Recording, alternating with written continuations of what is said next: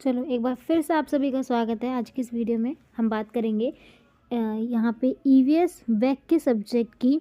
अगर आप first semester के स्टूडेंट हैं बीए प्रोग्राम में, हो सकता है कुछ के पास ये थर्ड सेमेस्टर में भी सब्जेक्ट हो, सो डोंट वरी। अगर आपके पास इन्वायरमेंटल प्रैक्टिस थ्योरी का पार्ट 1 है, सो सिलेबस वो एवरी वन इज सेम। ठीक है, सिलेबस आपका सेम रहने वाला है। सो यहाँ पे हम ईवीएस सब्जेक्ट की बात करेंगे और ईवीएस सब्जेक्ट के ऊपर ये आपका यूनिट नंबर 6 है। यानी कि ये यूनिट नंबर 6 ये आपके सिलेबस का सबसे लास्ट यूनिट है। इसके बाद हमारा सिलेबस ख़त्म हो जाएगा और सिर्फ हम उसके बाद इम्पॉर्टेंट क्वेश्चंस की हम प्रैक्टिस करेंगे। ओके, एग्ज़ाम्स की अगर मैं बात करूँ तो एग्ज़ाम्स आपका 25 जनवरी से पहले पहले ख़त्म है। कुछ का अगर ये वैक के अलावा सेक में सब्जेक्ट है तो हो सकता है डेट आपकी आगे पीछे हो, तो वो आप चेक कर लेना। It's upon two you, but आपको अभी के लिए सिर्फ अपने एग्ज़ाम को प्रिपेयर करना है। आई नो कि आपका इस बार फर्स्ट एग्ज़ाम है, फर्स्ट सेमेस्टर वालों का तो भाई नया ही एग्ज़ाम है। सो हो सकता है यू हैव सम नर्वसनेस कि मेरा एग्ज़ाम कैसा जाएगा, what will do, what I can do, how I can do, है ना। ये तो don't worry, I am with you, so never take any tension. Just follow our instructions, our guidance, and first of all completed updated with our channel. Okay, so now let's start the video.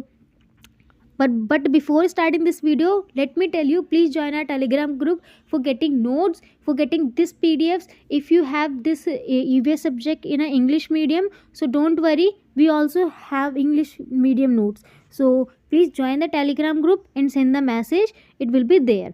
All our notes, all notes are available already in the PDF our Telegram group. Okay, so now let's start the video. यहाँ पे हम बात करेंगे सतत विकास। Unit number 6 जो है आपका वो सतत विकास का है। सतत विकास का मतलब होता है सस्टेनेबल डेवलपमेंट। सस्टेनेबल डेवलपमेंट हमने पिछली बार भी बात की थी कि सस्टेनेबल डेवलपमेंट होता क्या है, व्हाट इज़ दिस।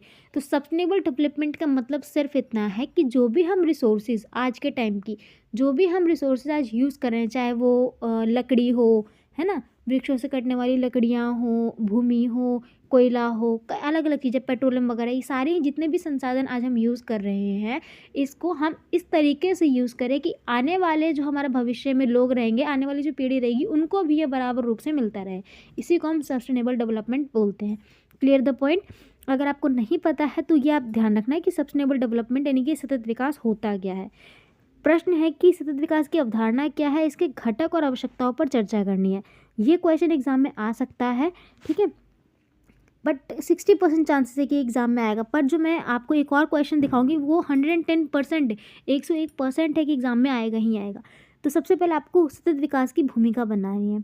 सतत विकास वह प्रक्रिया है जो वर्तमान पीढ़ी की आवश्यकताओं को इस प्रकार पूरा करती है कि भविष्य की पीढ़ी में भी उसकी आवश्यकताओं की पूर्ति हो सके।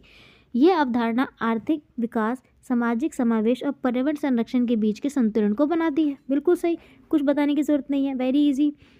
घटक की बात करें, सबसे पहला घटक रहता है इसका आर्थिक विकास। आर्थिक विकास करना, सतत विकास का सबसे पहला मतलब ये है कि संसाधन इस तरीके से पूरी हो कि उससे हमारी आय बढ़े। गवर्नमेंट हमेशा सस्टेनेबल डेवलपमेंट पे फोकस करता है। सतत आर्थिक वृद्धि जो रोजगार सृजन, आय वृद्धि और जीवन स्तर को सुनिश्चित करता है। ये संसाधनों की कुशल और जिम्मेदारी का उपयोग करता है, ठीक है। उसके बाद सामाजिक समावेश, जिसमें आप देखोगे समान अवसर, न्याय और मानवाधिकारों की रक्षा करने के लिए, जैसे शिक्षा, स्वास्थ्य और बुनियादी सेवाएं, ये सब उसके अंदर भी आते हैं। पर्यावरण संरक्षण, प्राकृतिक संसाधनों का संरक्षण और सतत उपयोग, ठीक है, जो बायोडाइवर्सिटी है उनको बचाने के लिए। क्यों ये ज़रूरी है, तो पॉइंट्स है इसके।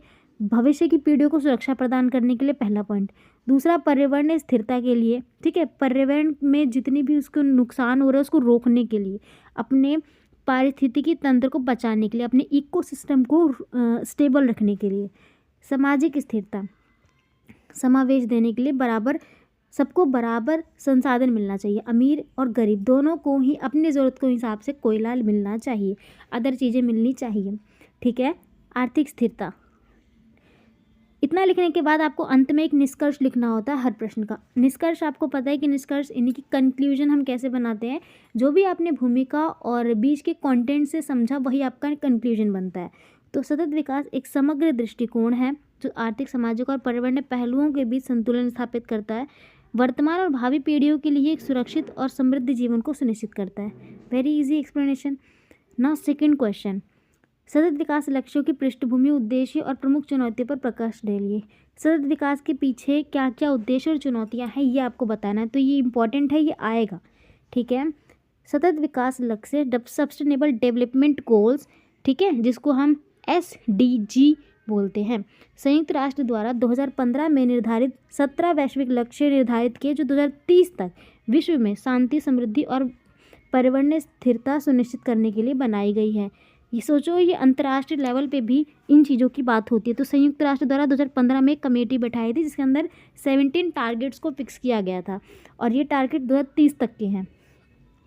1992 में रियो डी जेनेरियो में जो पृथ्वी का शिखर सम्मेलन हुआ था जिसके ऊपर सतत विकास की बात की थी।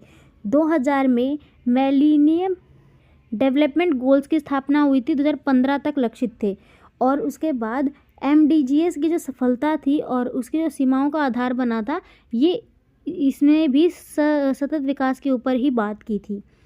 उद्देश्य क्या थे, तो देखो, गरीबी उन्मूलन, गरीबी को ख़त्म करना है, भूखमरी जो इतनी हो रही है इसको ख़त्म करना है, संसाधनों का अच्छे से रीयूज़ करेंगे तभी तो उसका जितना अच्छे से हम रीयूज़ करेंगे रोज़गार बढ़ेगा तो पैसा आएगा सरकार के पास और रोज़गार से भूखमरी मरेगी। तो ये सारी चीज़ें आपस में लिंक है।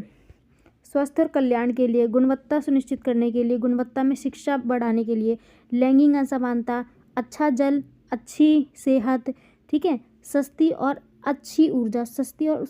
स्वच्छ ऊर्जा के लिए, सभ्य और आर्थिक विकास के लिए, उसके बाद उद्योग, नवाचार और बुनियादी ढांचे के लिए, ये देखो असमानता में कमी, टिकाऊ शहर, उसके बाद जिम्मेदार खपत और उत्पादन, ये कृषि को लेकर के बढ़ावा देने के लिए, जलवायु कार्यवाही, पानी के नीचे जीवन यानी कि महासागर, समुद्र, इन सब के ऊपर बात की थी। भूमि पर जीवन कैसा रहा है इसके ऊपर, शांति, न्याय और मजबूत संस्थान, इन सब के ऊपर ये बात की थी। सो होप सो कि 15 ये जो क्वेश्चंस था 17 टारगेट्स आपको बहुत अच्छे से समझ आए होंगे। देखो, मैंने आपको एक आंसर बताया है पर आप प्लीज़ इसमें कुछ अपनी तरफ से लाइन्स ज़रूर ऐड करना ताकि अपने आंसर को बहुत अच्छे से प्रिपेयर कर पाओ। सो मिलते हैं अब नेक्स्ट वीडियो में। ये वीडियो आपके लिए कितनी हेल्पफुल रही ज़रूर बताइएगा। और अगर आपको अब देखो, अब तो हमारा सिलेबस ख़त्म है ओवरऑल, अब जो हम 2 से 3 वीडियोज़ और लेकर के आएंगे जिसमें हम सिर्फ और सिर्फ प्रीवियस ईयर क्वेश्चंस, सिर्फ और सिर्फ क्वेश्चंस पैटर्न के ऊपर बात करेंगे। तो अगर आपको ये वीडियो भी चाहिए तो प्लीज़ आप बताएं ताकि आपको ये पता चलेगा कि और किस किस तरह के क्वेश्चंस बन सकते हैं, ठीक है। कुछ रिपीटेड क्वेश्चन भी है जो एग्ज़ाम में बार बार पूछे जाते हैं, इंपॉर्टेंट टॉपिक भी हैं। तो अगर ये सब आपको और पता करना है तो आप प्लीज़ कमेंट बॉक्स में ज़रूर बताइएगा। बाकी मिलते हैं नेक्स्ट वीडियो में, तब तक के लिए टाटा, बाय बाय।